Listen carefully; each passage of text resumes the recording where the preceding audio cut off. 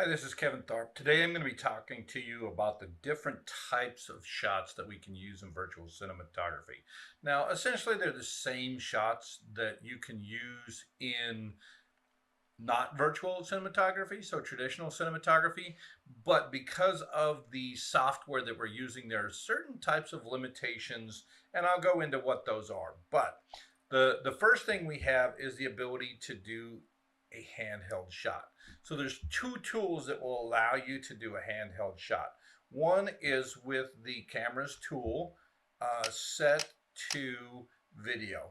Now, what that does is that it gives you the ability to use your hand as a controller for the camera, and it allows you to go through and film sort of whatever it is that you're wanting to film with a handheld shot.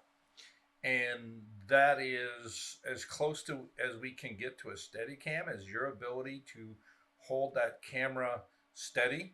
Now, the other tool that we have is actually the camera that you're looking through right now. I'm going to turn off that. And that is the Spectator camera. So the Spectator camera is a tool that allows you to set it at stationary. And that allows you to grab a hold of the tool and go through, and whatever is within the view of that is what it's recording. Now, you can control the field of view that that has with the config file. So those are the tools that you have that will allow you to do handheld shots. But for today, for the rest of this video, what I want to do, I'm going to go ahead and get all this out of the way, is I want to switch to the camera pass just simply because this is a tool that gives you a lot more flexibility. You cannot do a handheld shot with the path tool, but you can set up anything that you would do in a handheld shot. The camera path tool, when it's turned on, it is going to turn on any camera paths that you have available. So those show up and turn off depending upon that. And right now I only have one.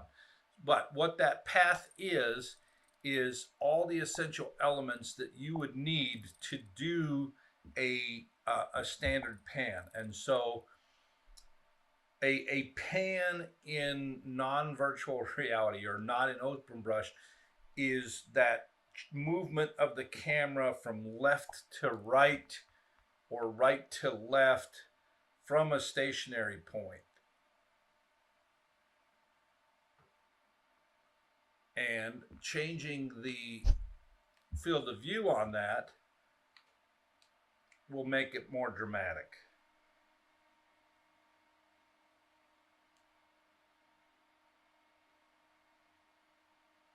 So again, moving back to the camera paths, you're doing basically the same thing, except that on a camera path, it has to be moving. A camera path cannot be stationary while it's recording. So that path is the path that the camera is taking. But what you see here is I have simulated a pan in that. And the way that I did that, the essential ingredients to that, and I'll delete some of them so that you can see it, are the cameras. Whoops, I deleted all of them. So I'll undelete and one at a time.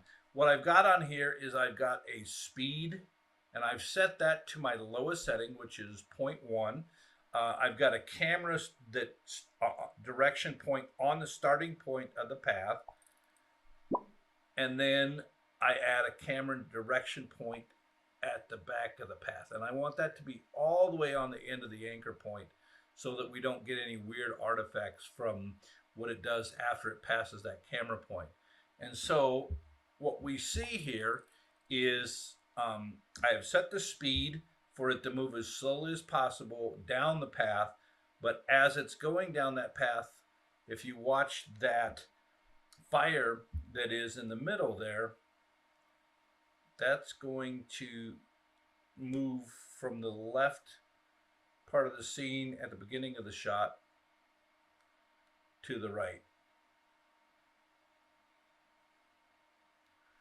And so we take that, and that's the shot that we have.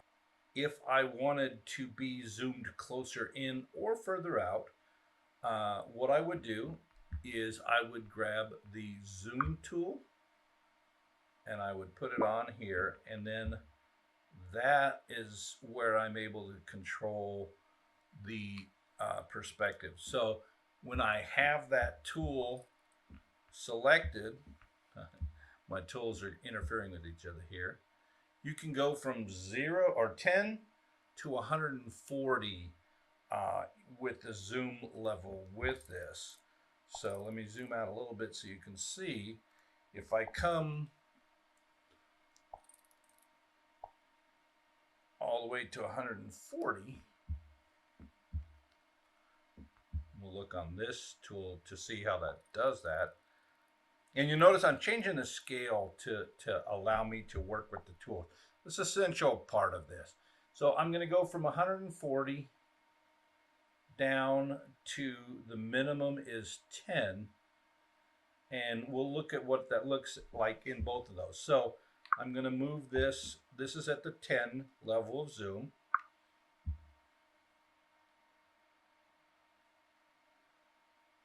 And then with the same exact path, I'm going to switch that to, I'm going to need to zoom in to get a hold of the right tool.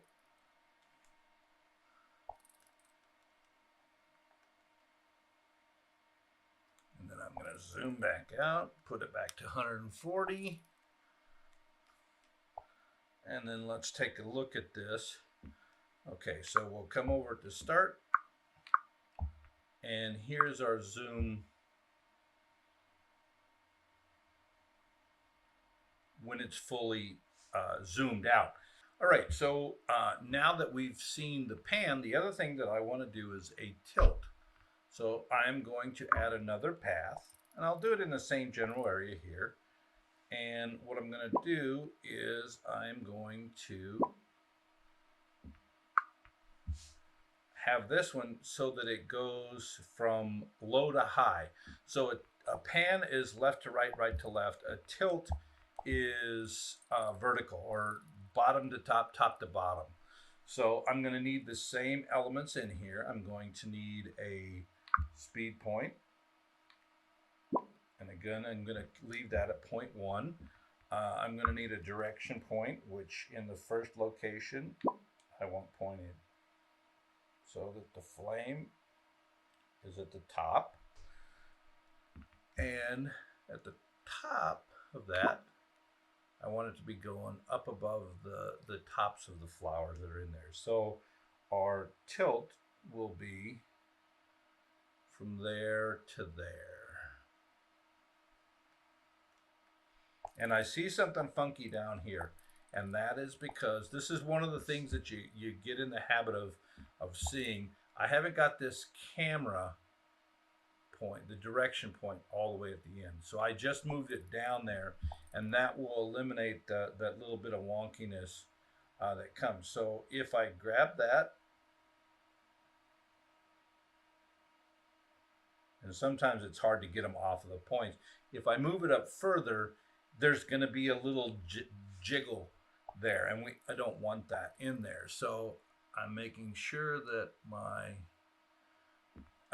my direction points, my speed points in this case, are all at the end point. But you can systematically add them within there, so they don't have to be on the anchor points. So let's see what we've got here. So we go from there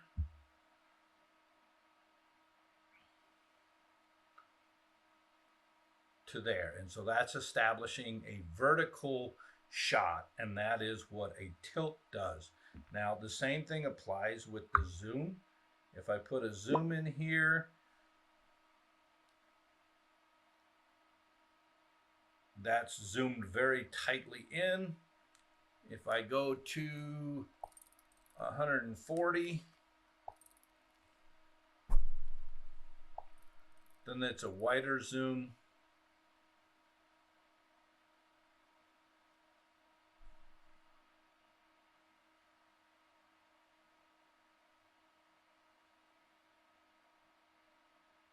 Okay, so that's your basic um, pan and tilt functions of the camera pass. Now I'm going to save this sketch and I'm going to record the pass on this offline.